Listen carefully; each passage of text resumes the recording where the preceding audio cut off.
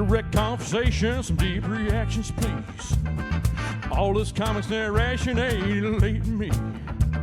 A little more talk, a lot less read. A little fight, baby, is what I need. Close the trade, open up your brains. Explain it to me. Explain it to me, baby.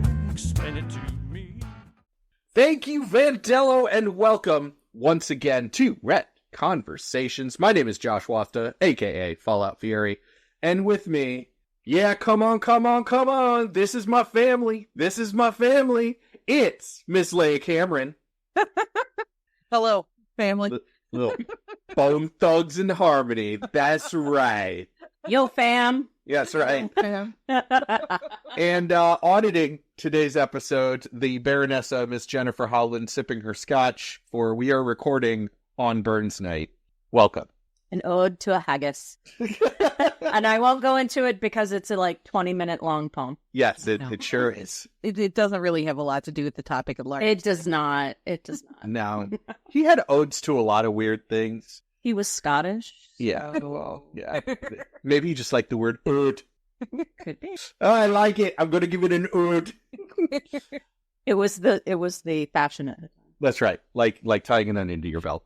And our special guest today, who is going to flip the script on us, oft talked about, never had on the show before. Friend of the podcast, Adam Witt. Mr. Witt, how you doing? Oh, I'm doing all right. The last time we tried to do this, I was on a bunch of muscle relaxers and couldn't form a thought, so I asked Josh to kindly try this again. Josh is kindly keeping those for his own records because it was amusing as fuck. I'm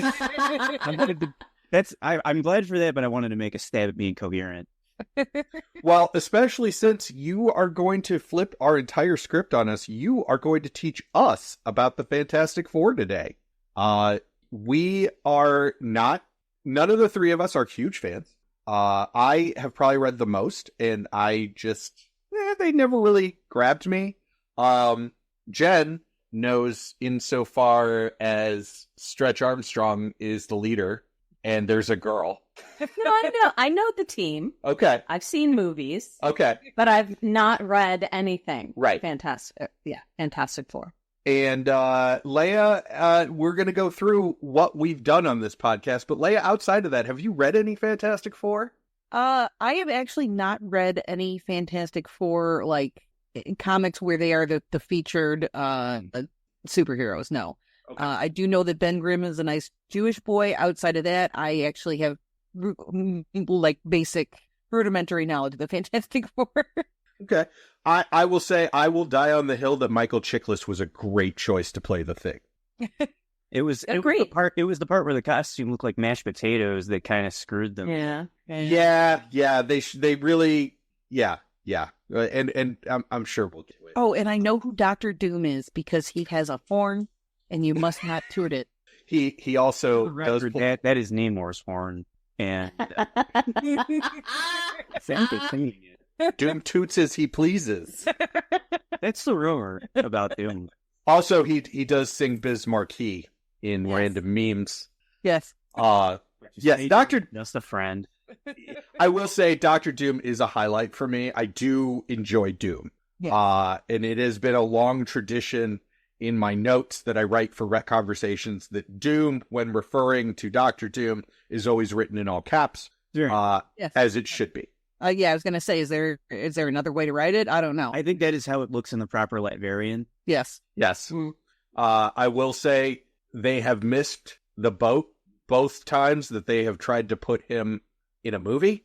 So I'm guessing in those scripts they were writing it with just capital D lowercase OOM, and that's probably why they. Yeah, that definitely would be a contributing factor for sure. And I am more familiar with MF Doom, not Dr. Doom. Fucking Doom? Yeah, he was a musician. Oh, okay. All right. So, Adam, first time on the podcast. So, before we get into your instructions or your presentation, please tell us a little bit about your history with comic books and up to current, because I know you got a lot of great comics that you're even reading up to today. Comics and I go way back. more or less learned how to reading comics 3 or 4 years old. And from there, just started gluing pieces of paper together with crude Spider-Man drawn on them. And that was, just I would doodle all the time in elementary school as opposed to actually doing anything useful.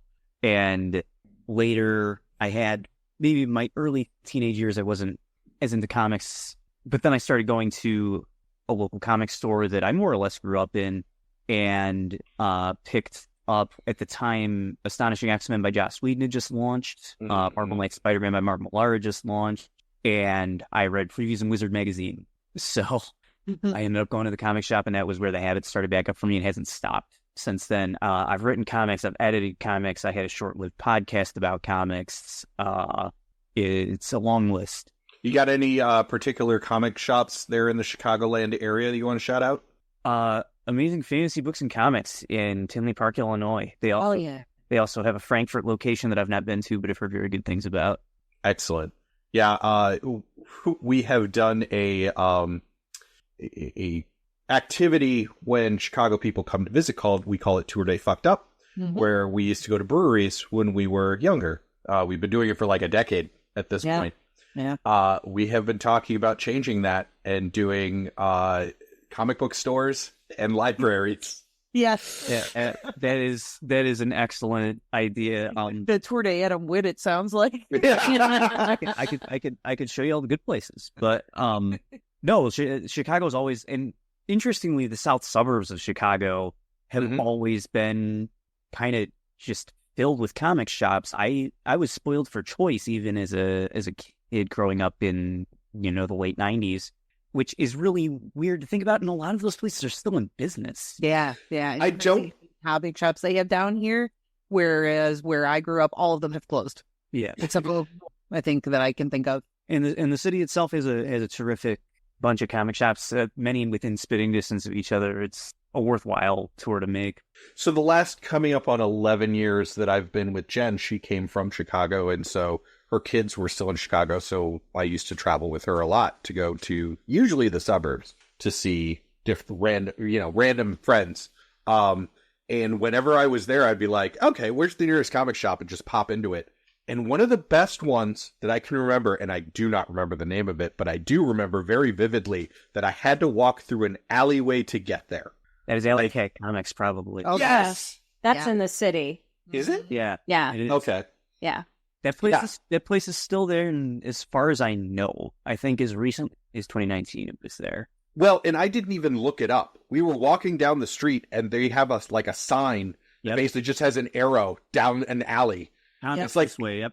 And I'm like, okay, well, this is something. It's either going to be a comic shop or a really creepy van. Yeah, I'm gonna wake up in a bathtub with no comics. Also, no kidneys. Right. A sign on your face that says "Get hospital." Yeah, nerd.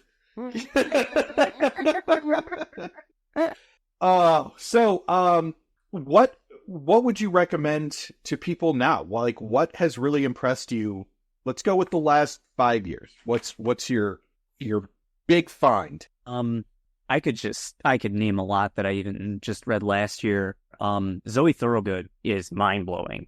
She did a book called, her debut was The Impending Blindness of Billy Scott, which I was really stunned, at how good that was. Stunned enough to really quickly move on to her next book, which I had been kind of saving for a rainy day. It's called It's Lonely at the Center of the Earth. I haven't connected with a comic like that in a really long time.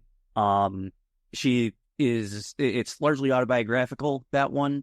And I would say I spent maybe a quarter of its reading time crying. It's a beautiful book with a lot to say. The art is mind-blowing. It's as funny as it is sad, which you don't see often in comics. Usually you pick one later, the other, right? Is the tradition from what I understand. But it hits notes in the middle that are just elegant and really impressive. I love that book a lot. Everything I've read by M.S. Harkness, who does, she described her style as broke hoe shit. I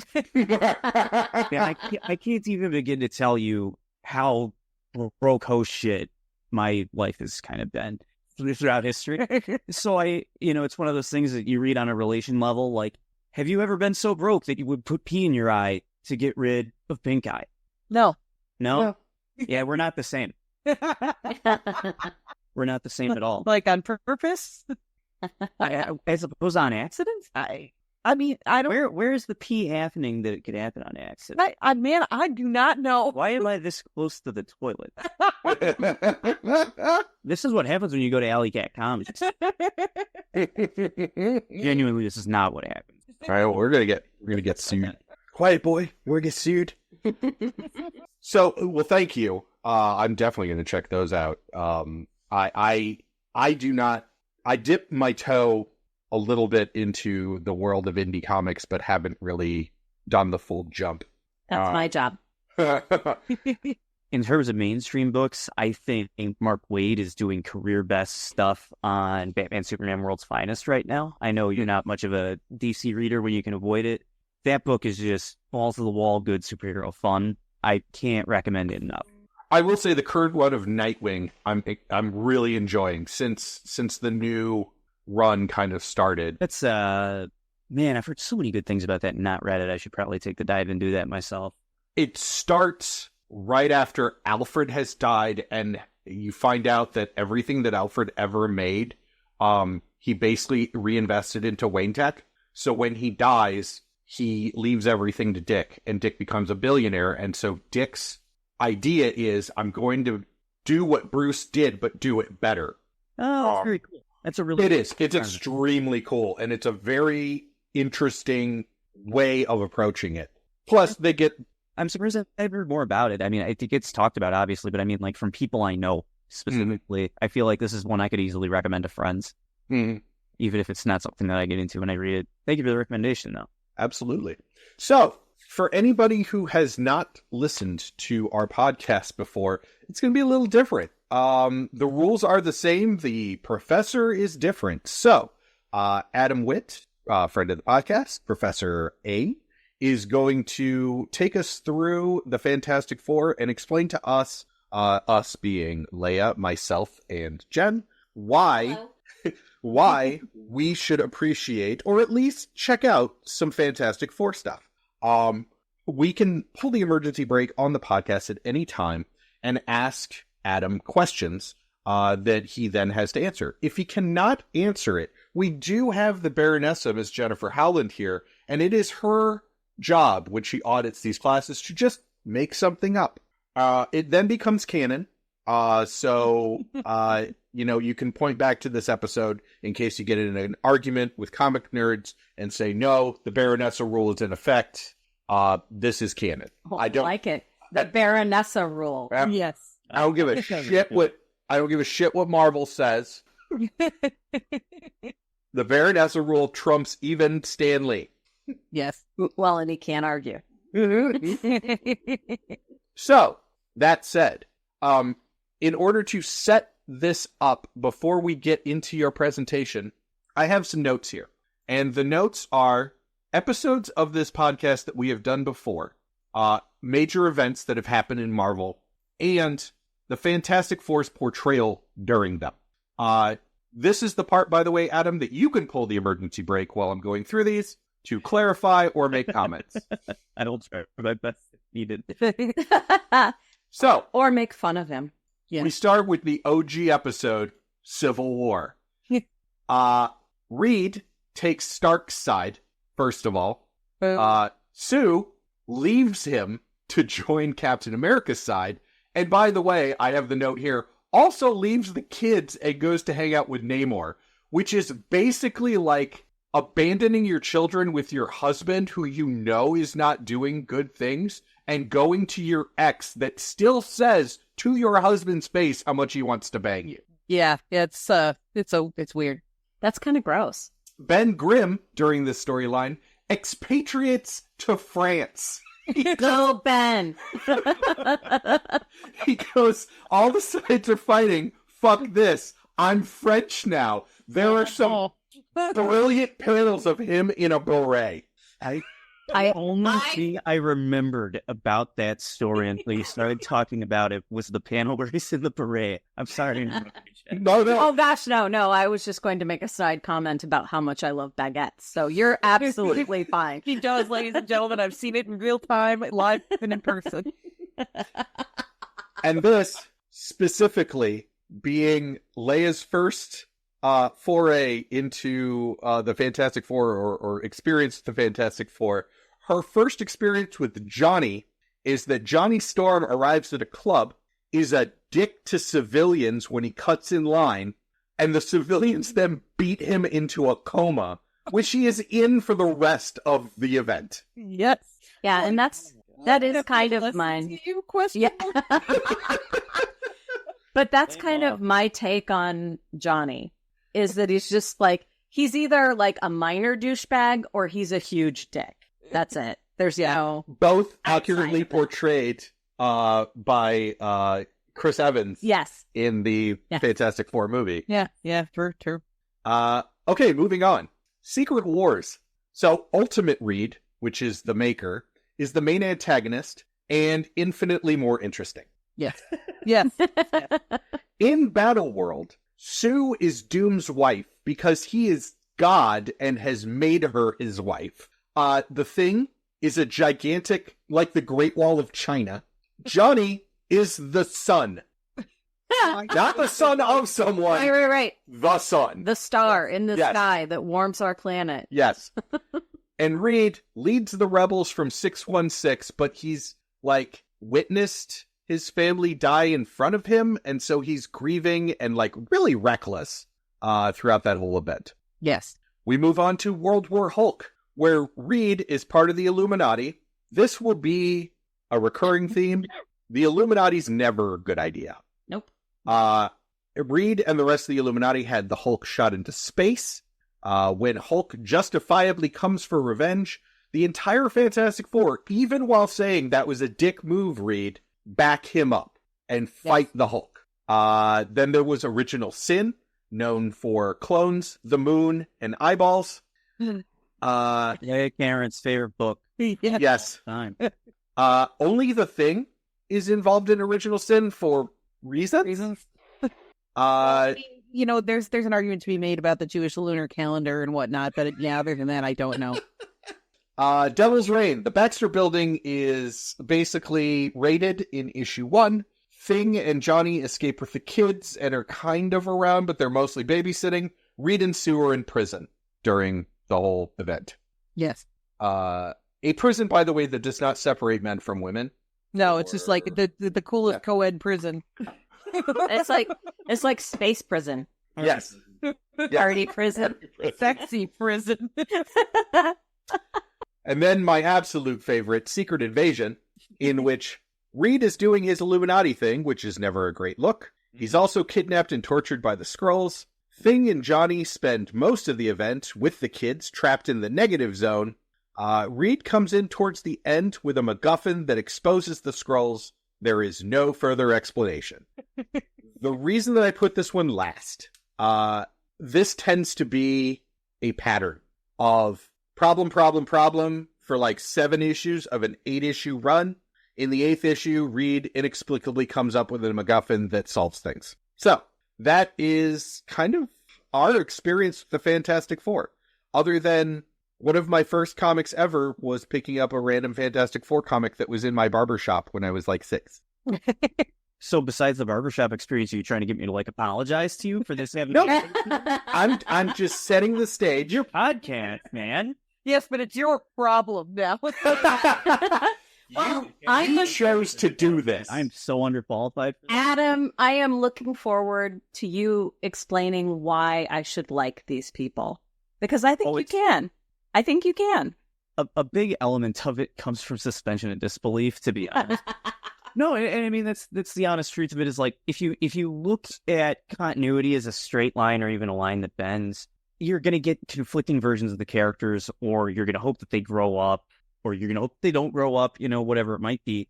And one of the nice things about the Fantastic Four is that besides some basic tenets, like we are a family, we are superheroes, the things that you kind of have to nail for it to be coherent, those different interpretations are fun. And you can have at the same time the very noble version of Reed Richards, where he's the impetus for the first Jonathan Hickman storyline, for example. That storyline is called Solve Everything, and it's about Reed Richards trying to solve every problem. As a result, he screws up. And those screw-ups are what make those characters interesting. Like, the same way that Superman's Rogues Gallery compliments him. The Fantastic Four's flaws as characters are some of their greatest strengths. You pointed to Civil War, where Sue ended up leaving Reed. I think that's an okay interpretation because she's headstrong, believes in her case, all that. And so they end up on opposite sides of the argument. She takes the kids and goes. She does not take the kids. She leaves the kids. Oh, pardon me. Which taking the kids? A better interpretation would have to take the kids. Yeah. Awesome. Yeah. I agree. That run was remind me, was that in the Fantastic Four issues that tied into that, or was that in Civil War? That was in Civil War itself. Yeah. Oh, God. And I think Straczynski was on it at that point. I believe you're right. Yeah. Yeah. Like, and as we talked about before, and I want to make sure that we touch on this again, it is the responsibility of, and I don't care if it's Marvel, DC, what, it is the responsibility of an all company event to make you interested in characters that you may not otherwise be interested in. Right. Like, no one will ever read any event and be like, you know who I like? Maria Hill. Because Maria Hill's a great character in your everyday S.H.I.E.L.D. comic. She's awesome. She's a lot like she's portrayed in the MCU. She's Fury's number 2. She is very reliable. She is, she's smart. She's capable. In control. Yes, all of those things. A Marvel event starts and her IQ drops by like 70 points. I think that could be said of every character, though. Yeah, sometimes they is lacking. They just kind of stand outside the ring and wait for somebody to fall on them. It's just and they're staring and it's going. No, it's the problem with event comics though in general. I think I agree. If I remember correctly with Civil War, I feel like when those tie-ins were happening, it was like different characters were in the comics, the mainline Fantastic Four book, and then Civil War because everybody's ideas clash, and that was the thing that the writers of that event talked about. But as many potholes as that book has hit, there are some really excellent runs on it. John Byrne, super indefensible human, like a problematic fave if there ever was one. But when he wrote good comics, they tended to be Fantastic Four comics. Trial of Galactus is so good even today, I would go as far as to say. And if you like his art, since you're an Uncanny X-Men guy, if you like his art, it's so worth looking at those books. That was probably him at his best. So why don't we go through each member of the Fantastic Four, and I would like to hear from you kind of why these characters work well together and what attracts you to their stories. Sure. The most obvious one is Reed. Just because he generally will show up front and center in a lot more things than the other three. True. But in a world that has Hank Pym, Tony Stark, Peter Parker, all of these, Vic McCoy, all of these amazing scientists that are like the smartest, Riri Williams, Bruce Banner. Where does Reed carve himself a piece? He's similar to some of the others that are notable in that he's a noble fuck up, and he's made it his life's mission to apologize for having turned his wife, his best friend, and his brother-in-law into freaks. Essentially, think of it, but that is the truth of it. Yeah, and that is Reed's motivation. Reed is so wrapped with guilt over having taken them into space when he did that's always in the back of his mind, and he's a typical male, and that he's not good at approaching his emotions in an honest way. So he subverts it by being a superhero. Okay. And we get a little bit of that in, again, I'm going to reference the first movie, because I haven't seen the other one, the Michael B. Jordan one. But I have seen Stick or whatever that thing was. Yeah. Too Furious. Family.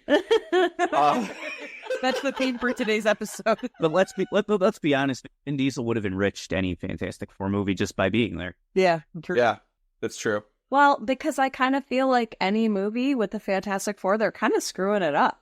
It seems to me. Well, and that's why, like, you know, the MCU is supposed to be doing a Fantastic Four movie, and like I was really jazzed because they don't screw up these films.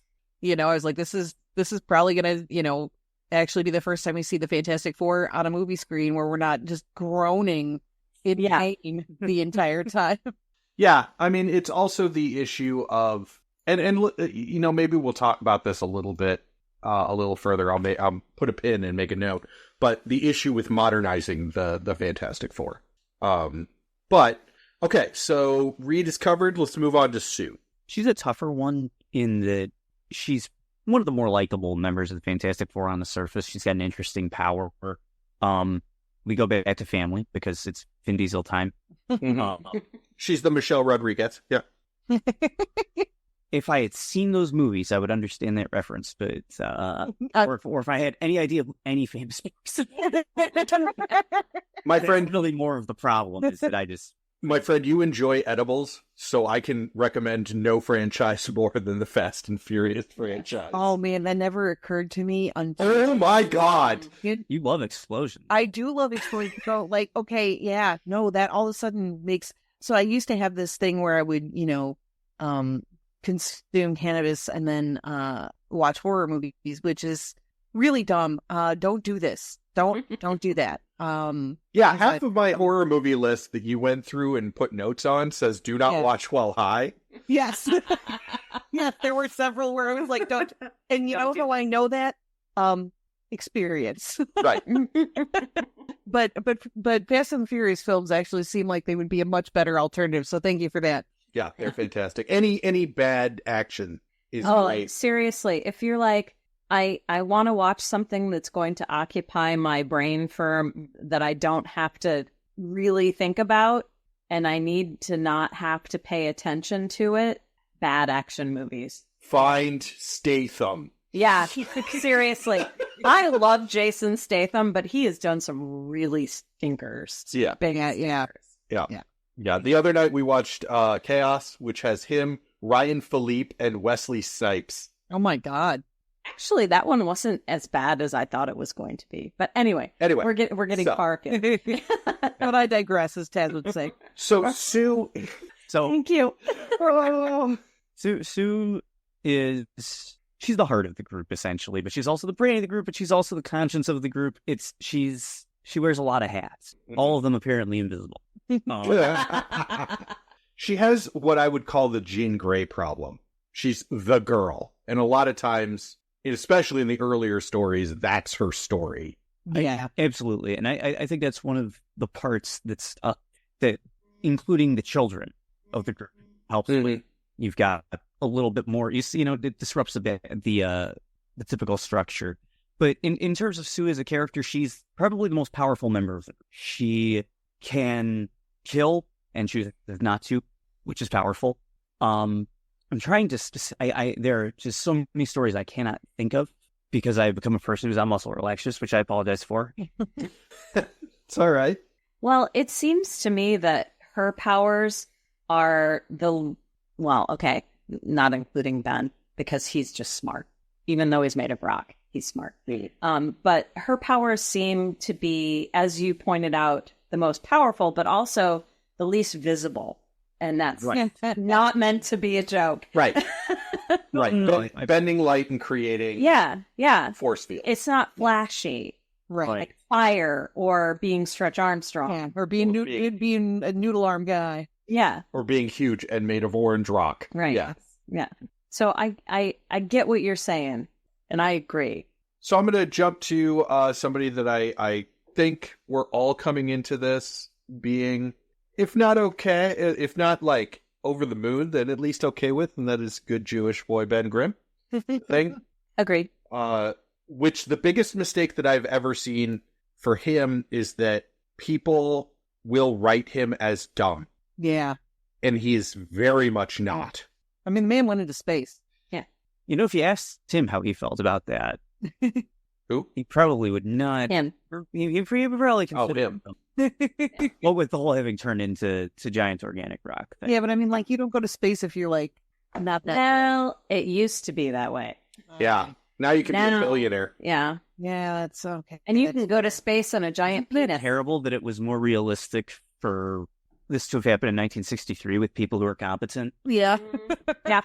Yep. Yep. So instead of me talking about Ben Grimm, why don't you guys talk about Ben Grimm?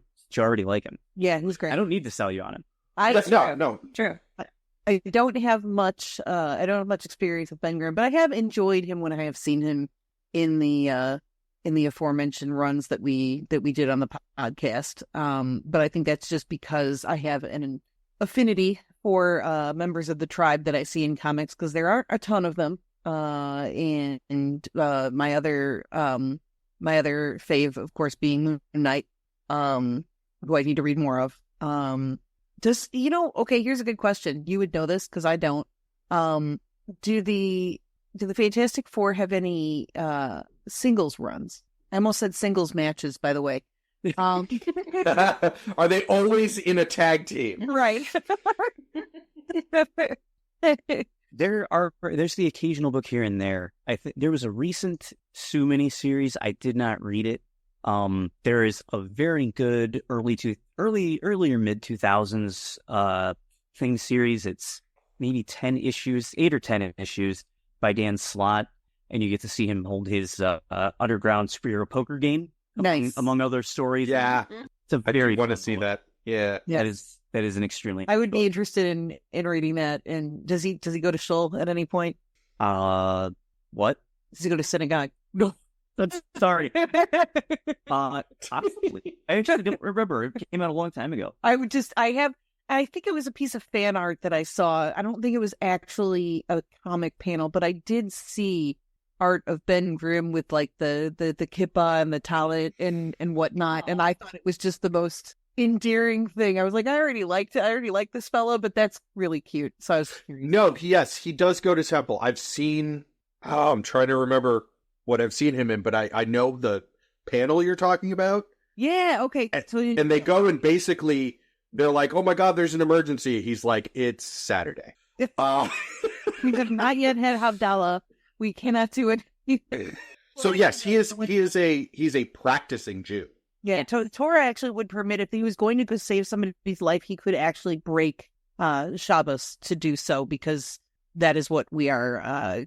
That's what we're asked to do. Is that, if we're there, if we can save a life, that takes precedence over the rules of Right. Shabbos. So Because you are the chosen people. it's true, as you can tell.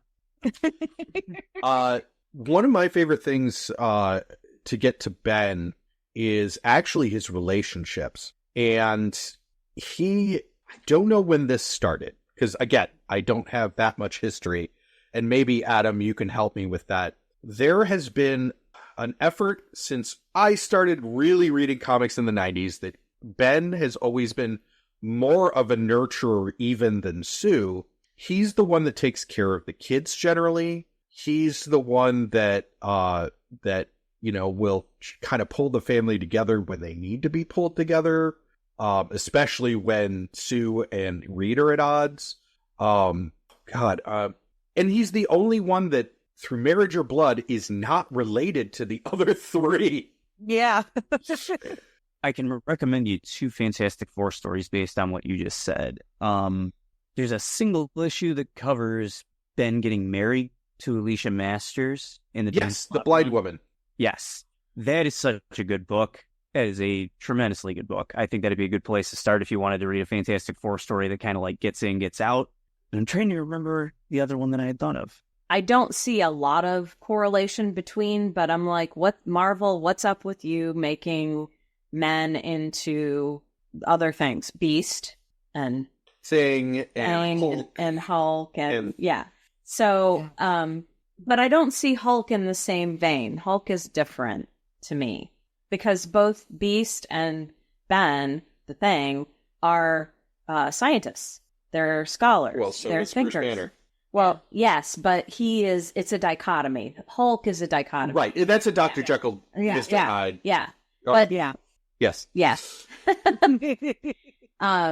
But, so I always think about every time someone talks about the Thing, I think about Beast as well. So, I think that Ben is more normal person and scientist, because I feel like, I don't know, I feel like Beast is kind of, can be gestury, even though he's very smart and he does things. He's also kind of goofy. Well, yes, up until about the last 5 years.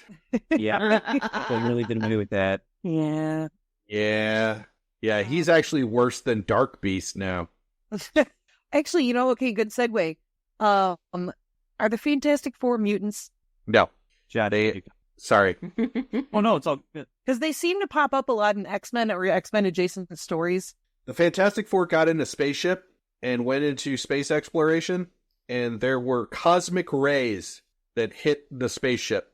And So they're actually dead. and fundamentally changed their genetics. So they're mutants? Right. No, they don't have an X gene. They're ghosts. They were Leia. mutated. They're ghosts. I mean, they were mutated. Gosh, where is a Jonathan Hickman chart that will show me?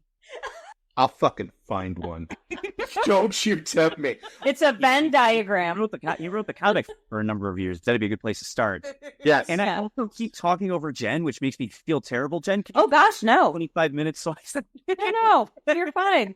Adam, I work with my entire team, including my manager, is women, except for like 2 guys that I almost never interact with. So you're just experiencing what I experience all day, every day. Because I am ADHD and excited, and that comes across as talking over people. Yeah. It's fine. I'm not bothered. I understand the whole, we are talking about something that is interesting to us all, and we all are very excited to say things. So We're passionate people. yes. I'm also yes, just we are. happy to be talking to people that I like after a crappy work day, so thank you. You're welcome. Always glad to help. Let us know whenever you want to record a random podcast. So before we really get off the beaten track, let's talk probably, I would say, even more difficult than Reed. Let's talk about Johnny Storm. The easiest way to appreciate Johnny is to try the Jonathan Hickman run, because it puts him in 2 very uncomfortable positions. The position of being dead and the position of being Peter Parker's roommate. He's wait, at the same time he's dead and his Oh. Best roommate ever. There was an Oxford comma there separating the 2. It's the only ghost where it gets warmer when you walk in that spot in the room. I'll be honest, I'm already more interested in Jen's interpretation where they're all ghosts. Yes. I think that was the easiest way to get Leia to read the book. Yeah, like, okay, give me the ghost run where Peter Parker is ghost roommates with Ghost Johnny Storm for some reason. If you do want Ghost Peter Parker, you're going to have to go to the Superior Spider-Man, which is on our list and is amazing. Oh, okay. Good to know. That's fun. It's where Dr. Otto Octavius, his brain or his mind goes into Peter Parker's body and kicks Peter's consciousness out. So, like, he takes over Peter's life, and as Spider-Man and as Peter Parker, and Peter Parker is basically like floating around watching him do it. Peter Parker's consciousness is basically like the angel on his shoulder. Oh my Yes. god. I think It's so good. It sounds I've never dumb. heard of this run before. This Oh. sounds amazing. Because it sounds dumb to say Dr. Yes, Octopus takes Star-Lord. over Peter Parker's body and becomes Spider-Man, and You know, people are like, Cell- that's Cell dumb. worked. Your cell 100% worked, because I watched her jaw drop more and more as you. So, like, you knocked it out of the park. Yeah, it's one of my favorite runs. It's so good because one of the first things he does, which is just a super minor spoiler, is he like realizes it's Peter Parker. He realizes all this stuff, and then he goes, he never got his doctorate? Absolutely not, and enrolls in college. Who's paying for that? Well, Doc Ock isn't. Yeah, right? Student loans, bitch. Dr. Octavius is finally going to learn how to use poverty as a tool. Yes. Mm. It This does. loan has 18% interest. So yes, other than that one run, All right. Johnny Storm is generally, I mean, I got to go back to the original Fantastic Four movie, not the Corman one, the actual one that people saw. Chris Evans nailed him, kind of in how he's portrayed in the comics. Yes. Kind of a, like, you know, he gets powers, he's like, woo, everything's fun, I'm a fun boy. He's kind of a fuck boy, actually. Now He is. So, Why you turn into a fuckboy too? and fire. and set yourself on fire. I mean, I'm all right. Like, come on, let's admit. I mean, who's not a little bit of a pyromaniac? I mean, true. What is the movie? Well, Oh, go ahead. I'm not going to talk over you again. I can't do it. I'll die. Don't die. I was just going to say, what was the movie with the Silver Surfer? Rise of the Silver Surfer. And that was with the Fantastic Four, right? Yes. And that was the Chris Evans. Yes. It's Fantastic Four 2, Rise of the Silver Surfer. Thank you. Thank you. All the information you need is in the title. It has everything you said on DVD box. Also the movie that made the decision to make Galactus a cloud. Man, as they talk about the things they shoplifted from the Ultimate Universe that just didn't need to be put anywhere but on a page. Yeah. That was such a bad interpretation. See also the first episode that we ever did of Graphically Novel, which we desperately just need to go back and re-record, but we compared the Avengers to the Ultimates, and yeah, there are some things that they took that, nope. I wasn't on that one, was I? No, that was just Bear and I. Yeah. And it was the first ever episode. It's only like 20 minutes long, and I knew nothing about podcasting, and there's a fan going on the entire time, and I'm very angry with it, and so I need to go and just re-record the whole fucking thing. In fact, that whole first season, I probably want to go back and re-record. I co-hosted a podcast with someone I don't like very much anymore, and when I would co-host this, I would like bounce a ball against my ceiling. So when you listen to any of the she knows like everyone knows where it's going. You just hear this like rhythmic thumping in the background that I guess you can figure out how to edit out. There was at least one episode of this where somebody just loudly cracks a beer right next to the mic. Well, that was pretty much. Oh, that's still almost every episode of Graphically Novel. Yeah. No, I mean, this one was egregious. Like, I was in my car and it startled me. Like we went right up to the mic. Right. It very much sounded like we were recording amongst like a cocktail party or something. It was pretty, yeah. You looked so excited about that, Jeff. You looked overjoyed about getting to do that gag. But you know what? What's even better is that was a LaCroix. and not a A beer. Guava LaCroix. Guava. That's our favorite in this house. I don't think I'd ever tried that. Now I'm used to. It's, yeah. Josh, would you please tilt the LaCroix back? I need to musically back that really quick.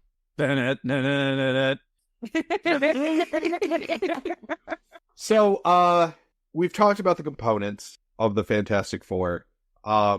We've talked about the family aspect. We've talked about how it's not done well. But when the Fantastic Four is done well, what are the general themes that we're looking at, other than family? Sacrifice shows up a lot, and I hadn't finished talking about Johnny. Yeah, go ahead. But no, you gave me the perfect way to loop back to that.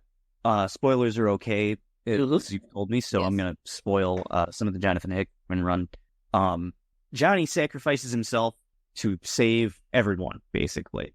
The negative zone gets overrun with a herd of annihili, whatever you want to call it, and they need somebody to hold it back, and he will not allow Ben to sacrifice himself because he tries.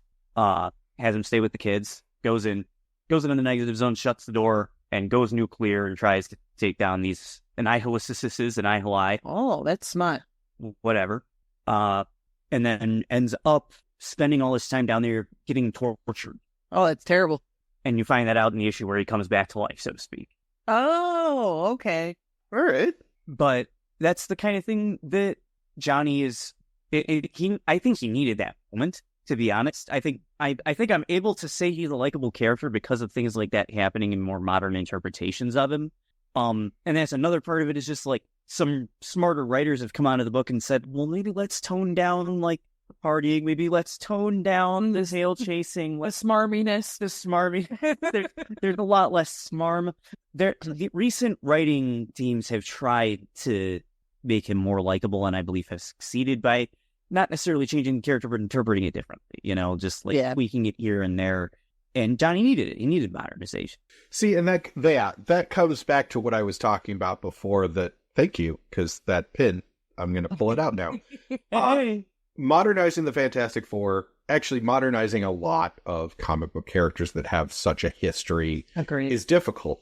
No matter, like, I will use Tony Stark as probably the biggest example.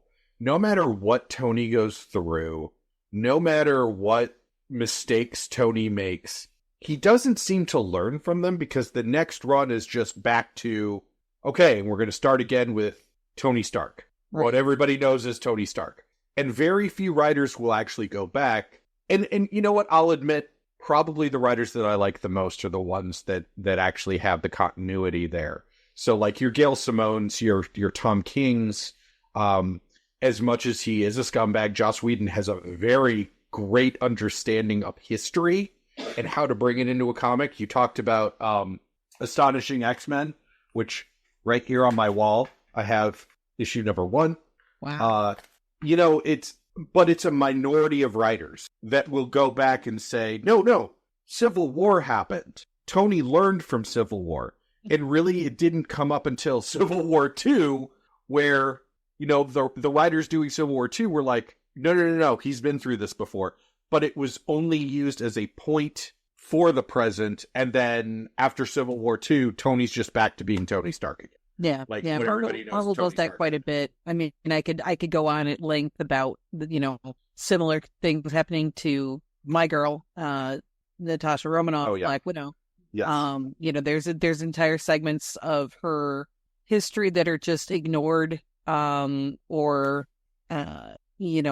conveniently forgotten, and don't get brought up again until, I don't know, a decade later or more, in stories, or they just kind of get retconned or thrown out the window, and then we bring it back, so it's kind of all over the place. Like, a lot of her history is really dependent on who's writing her, and a lot of her characterization is deeply dependent on who's writing her. Yeah. As I've seen through my own reading. There are some interpretations of her that I really, really like, and others that I don't. So I totally get what you're saying.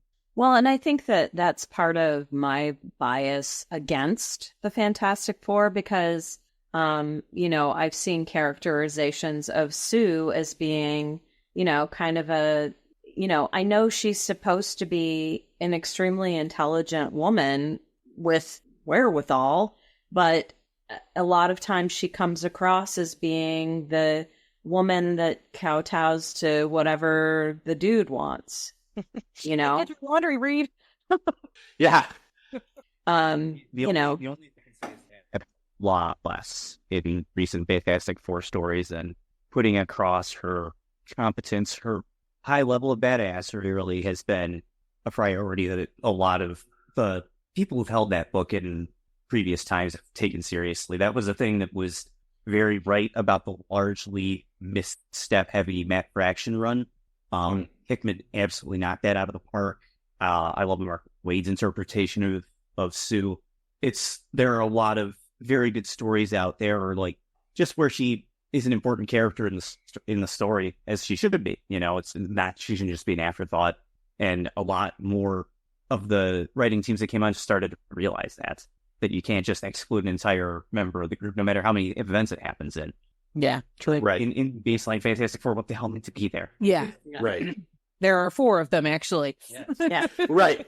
Right there on the tin. Right. Really quick, because I wanted to look it up to make sure I gave proper credit. When Leia talks about Black Widow, there was a 2021 run of Black Widow by Kelly Thompson. Yes. That is fucking brilliant. Yes. And the writer, Kelly Thompson, understood the assignment. Yes, And 100%. yeah, and Red like everything because Black Widow goes missing. Bucky and Sam are looking for her. Sam, Clint. No, Clint. You're right. Bucky and Clint are looking for her because this is different than any other time that she has disappeared before. Yes. And it's, oh God, it's so good. I'm not gonna spoil the entire plot line because we can save that for a future recording. But Yes, that needs to go on the list. That run needs to go on the list. I volunteer as tribute. Oh, right. Well, there we go. This is that episode's going to be a very special episode where Leia talks for 16 hours about this. I'm here for it. I'm here for it. Love you. Season 5. So yeah, one of the last things that I wanted to touch base on, Adam, was the Fantastic Four, as we just said, are 4. But they aren't the only members of the Fantastic Four. There have been many, many other members of the Fantastic Four, for better or for worse. Really? Yes. The following people have all been members of the Fantastic Four. No. Yeah. Some of these are good. Crystal, Medusa, Ghost Rider, Wolverine, Ghost Rider, that would be good. Wolverine, Black Panther, Namorita, Flux, Namor, Peter Parker, Devil Dinosaur, Yes. Frankie Ray, Temple Dinosaur. yep, and Storm, and She-Hulk. So, back up just a second. You said Medusa? Yes, Medusa. Of Greek mythology, No. Medusa? Okay. You remember the Inhumans show? Remember Hair Lady? She's from the moon, Jen. She is literally, she rules the moon. She's from the fucking moon.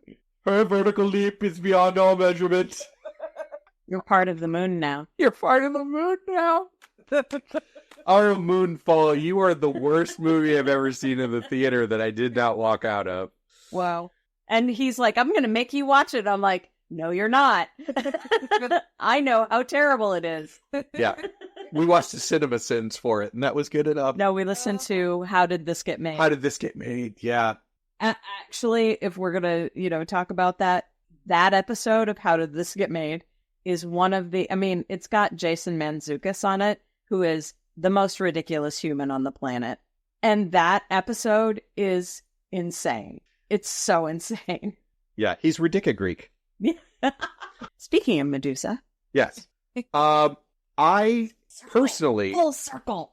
Personally, my favorite out of the team, or my two out of the team that isn't the normal Fantastic Four, would probably be Peter Parker and She-Hulk. I really like when She-Hulk interacts with the Fantastic Four.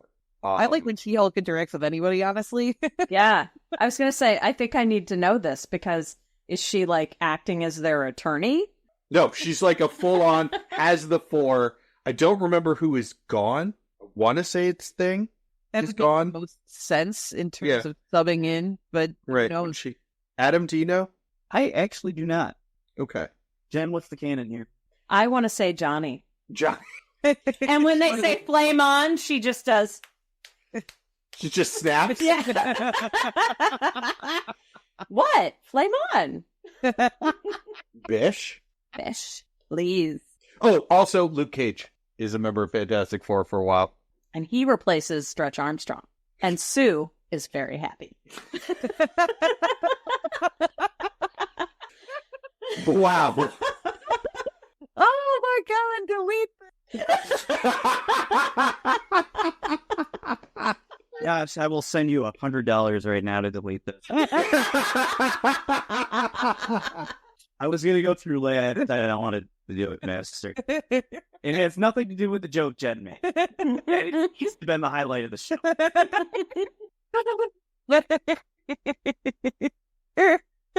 Oh, Scott Lang for a while, I guess. Scott Lang. Wolverine should also be on that list because Wolverine was on the list, yeah, because he's on every fucking team. when it was when Ghost Rider was on, it was Ghost Rider, Wolverine, Hulk, and I think Peter Parker. Well, where was all everybody together? else? Where was everybody else? No, I don't remember. What was your question? This is one of the. Same. This is That was my question. Yeah, this is one of the other things, is that the Fantastic Four every once in a while will just fuck off the planet. And so they make a new one? Yes. Okay. And that would make sense. Because that grouping, so what was it? Wolverine, Hulk, Peter Parker, and... Wolverine. Or, sorry, did I say Wolverine Yes, twice? you did. Yes. He's on that team twice. That's how over. That's right. I just ran here for being on Team B in Canada. He had a layover from Alpha Flight. Oh, it was good. At least it wasn't the Great Lakes Defenders. Oh man, Last name forever. I don't know actually his name. I just know. So, looking through this, I do want to actually read some of the Fantastic Four that happens after the first Civil War, because that is when Black Panther and Storm from X-Men are married, and they take over for Susan and Reed Richards. You're like, well, we need a married couple to tag in. That's right. It's got the bonus of being written by Dwayne McDuffie. So I don't think he did much of Marvel throughout his career, but that's where he laid him when he was. Nice. So I'm a little confused, a little interested in the whole concept of Fantastic Four not being those specific people. Like 95% of the time. I think that's kind of weird. Really? Because teams change all the time. The Avengers are ridiculous to change. Yeah, every time you think you know who's on a team and it doesn't matter who it is, you're wrong. Like, who's on the Avengers right now? I don't fucking know, but they're going to tell us, and it's going to be completely not the people that we thought it was going to be. Okay, that's fair. Young Avengers changes the lineup a few times. Names as well. But Fantastic Four seems to be a very specific team name. You know, it's like, these four are fantastic. Fantastic. Right. And so if you are trading out people, that becomes the Fantastic 12, not the Fantastic Four. What about the uncanniest of the X-Men? Lifetime membership. That's why they're not part of four. That's right. They're only part-timers. They're 20 hours a week. They show a movie. They're like substitute teachers. Understudies. The Great Lakes Fantastic Four. All right, Coast Fantastic Four. we're not gonna fight Galactus today. No, we're not gonna fight Galactus today. You're all gonna sit down, shut up, and watch the Vincent Price Fall of the House of Usher. And if you speak, principal's office. That's right. If you speak, you have to go to the Adventures. Oh. Empty classroom. Maybe that's the goal. Now, we should do a team that really sucks. If you speak, you have to go to the Defenders. Oh, snap. You have to go hang out with Iron Fist. I was going to say, that's just the punishment. It's not even the Defenders. It's just Iron Fist. You have to go spend time with Thank you. Because I'm like, wait, the Defenders are not that bad. You got to listen to Danny Rand talk about how he's the immortal Iron Fist, the defender of Kunlun. Us that alone is going to take up at least a half hour. Yeah, a white, rich boy. Yeah. It's like Batman, but even more offensive. Like everybody appropriates culture as opposed to appropriating bats. Appropriating bat culture. So, lightning round at the end. What final points would you like to make about the Fantastic Four, Professor A? Thinking about the addition of the kids in recent years has given the book a shot of adrenaline. I say in recent years, they've been in the book for like a decade or more. And that's Nate? Franklin and Valeria. Valeria. Wait, who's Nate? That would be Richard's dad. I think Richard's. Nathaniel Richards is his dad, but also his son? No, Franklin Richards. Why do I keep thinking that? Okay, who's Nathaniel? Nathaniel Richards is Reed's dad. Reed's dad, who... Leonard Bernstein! Who's the time traveling one? Is that Franklin or is that Nate? Oh, no, you're thinking of Summers. You're thinking of Cable. Yes, yeah, never mind. Nope, never mind. Delete That's that. X-Men. We gotta delete Josh. Josh. Okay, so Nate is his dad. Franklin is his son. Nobody time travels. Well, they do time travel, but I'm a bitch. Oh, that was why. That was why Leia. I'm impressed that you got to the Daniel Summers from that, because I was like, Daniel Richards does too. Oh no! Don't name a character need, or he's gonna time travel. So I was going to say partial credit for time travel. Leia, they're all ghosts. Ghosts Oh, time okay. travel.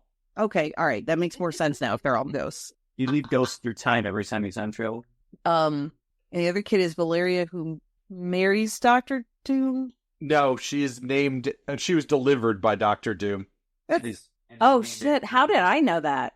because Adam said it the last. Oh, right. That's right. Hey, you said something and I remembered it. I finally had my own brush with relevancy. I'm sorry. Oh no, Sorry. I'm sorry it was me. I don't know. I think it was. So Valeria ends up being somebody else. I'm totally lost. I know we have read about the kids and those. We have read about one kid because Franklin Richards created the heroic age. That's right. Oh my God, that's right. I'm sorry for reminding you. Valeria was in Civil War or something. The Battle World one. Yes, she was in Secret Wars. Sure Wars. She showed up a little bit because that's when Sue is married to Doom Right. and Valeria is their kid. Right. That's right. So yes. I didn't know where we just went. Yeah, I just tried to remember what you were talking about the kids, but you didn't actually mention their name. So I wanted to make sure that I understood you correctly. And then I went off into a rambling tangent about the moon, children, ghosts, ghost children. Ghost children. Ghost children. The others with Nicole I'm Kidman. remembering people incorrectly, but partially correctly. Oh my God. That movie is so good. The Others. So good. He said it. It is a good movie. Did you guys force yourselves to read Spider-Man the Other for this podcast yet? Not yet. I've read it. Oh, We share a strange and unique pain that we read those as they ship. Yeah. Spider-Man Blue or Rain also. I'm a rain apologist. Really? I am. Where years of him banging Mary Jane gave her cancer because he's radioactive. That happens on one page of the book.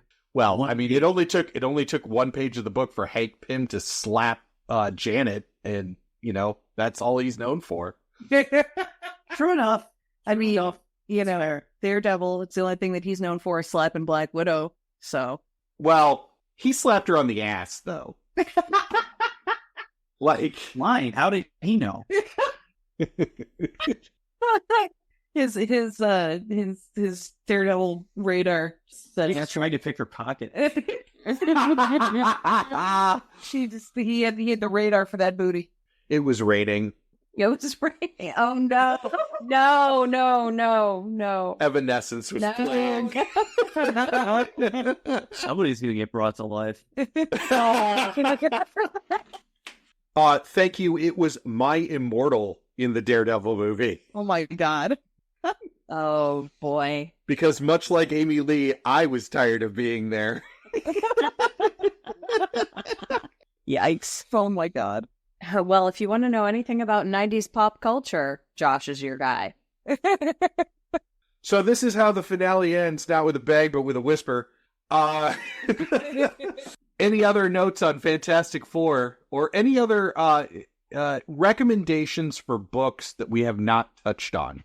I am feeling profoundly brain dead right now. So I am going to... no, I got nothing to recommend right now. Okay. All right. No problem at all. Oh, Jen got unplugged. Uh-oh. Plug her in. I'm working on it. Maybe. There we go. There we go. There we Now go. Now you're back. I was just like, I was waiting, and then I heard talking from your headphones. And I'm like, I Well, thought I got voted off the island. so this has been season 5, Yes. or season 4. This has been season 4. To give everyone kind of an idea of where we're going with season 5, we actually have 11 of our 12 episodes booked. You're welcome. Yes, we had 10 before this episode started. So we will be doing, okay, Leia still needs to choose one for Garrity. Yes. So we still don't know what that one is. But the other books that we'll be doing are Annihilation, because apparently people want me to do Space Marvel. God damn it. No, we are banning any episodes that have to do with space, X-Men, time travel, charts, graphs, The Moon, That's clones. That's all of Marvel. I'm sorry, Leia. Yeah, it's a lot of Marvel. Forward, this podcast will cover only nonfiction graphic novels. Thank you. Well, speaking of, we will be doing Mouse Yes. next season. Leia will be presenting Age of Ultron. Which So I hope to audit because Age of Ultron, Leia, and Dawn. Yeah. Dawn, I've known for almost 4 decades, coming up on, close to 4 decades. And I didn't realize that she hated me that much. yeah, she wants to unfriend you in real life. Yeah. I mean, to be fair, it's not the movie. Yeah. That's It's true. the actual comic book event. That's true. I have not read the actual comic book event, at least not that I can recall. If I did, I don't remember it very well. And speaking of pain, I will be delving into Madam Web to try and make sense of that character. Oh. And we will be doing The Variants, which is Gail Simone's amazing run where she did Jessica Jones, but it's like alternate universe Jessica Jones keeps popping up, and Jessica Jones from the 616 has to deal with it. So good. That was, I think that was the one that you were freaking out about. That was really good, right? Such a great run. I think I might audit that one as well. I like the guests there too. Tom King's Batman: The Wedding. The what? The Wedding, where where Bruce and Selena get married. For real? Well, we'll see if it's for real, but They're ghosts. There goes. Spider-Verse, which we've done on Graphically Novel, but we're going to actually do the deep dive into it. Oh, okay. Gotham City Sirens, which I really enjoy. That is the combination of Poison Ivy, Catwoman, and Harley Quinn. It's What was really... Sorry? When did that come out? I want to say 10 plus years ago. I'm curious if I accidentally read it at some point because it's suddenly ringing a bell. It's really where the change started with Harley Quinn. Yeah, maybe I did, or maybe I read some panels. I can't remember which, but either way, all right, I'll give it a shot. The most recent Nightwing run, and as we talked about, Black Widow, the most recent Black Widow comic. Nice. So yeah, we've got some fun. Let's see, August of 2009. Does that say 2009? Yes, 2009 is when Gotham City Sirens. So it's entirely possible I might have either read it when I went to the library once or have read some panels or something, because it's ringing a bell for sure. I can kind of pull up some artwork for it in my mind. Adam, thank you so much for joining us. You've given us a few things for me to read some Fantastic Four. The next time we have you on the show, I will let you know if you brought me around to the Fantastic Four. But there are a few things in there that I definitely do want to read. I want to read Ben Grimm's Wedding. That sounds fun. And I definitely want to check out the comic that brought you back into comics. Thank you. Yeah, absolutely. Well, we'll see you next season, but until then, take it away, Vandella. A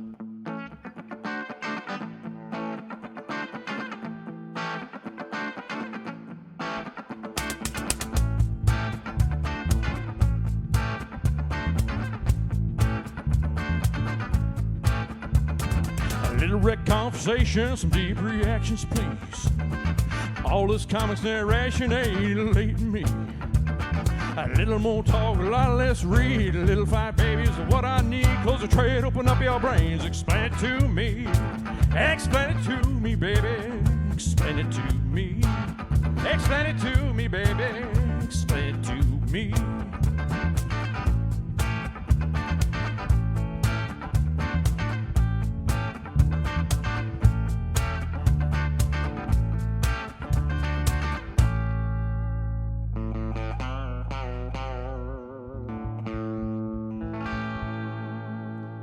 Vendilla 2021.